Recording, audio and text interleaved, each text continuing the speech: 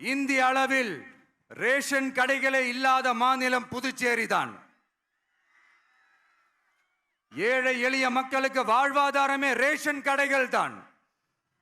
மற்ற மாநிலங்களில் இருக்கிற மாதிரி இங்கேயும் அரிசி, சர்க்கரை, பருப்பு, கோதுமை, எண்ணெய்னு அனைத்து பொருட்களும் வழங்கும் முறை சீராக்கப்பட வேண்டும்.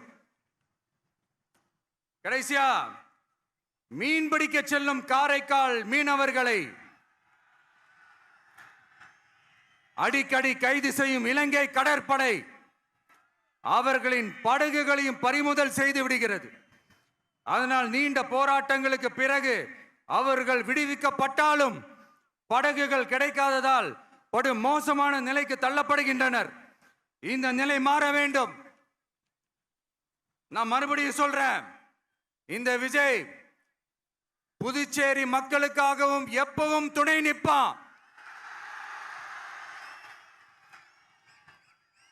வரப்போற புதுச்சேரி தேர்தல் களத்துல நம்மளுடைய தமிழக வெற்றி கழகத்தின் கொடி பட்டொளி வீசி பறக்கும். கான்பிடென்டா இருங்க, நல்லதே நடக்கும். வெற்றி நிச்சயம். மீண்டும் சந்திக்கும் வரை நன்றி, வணக்கம்.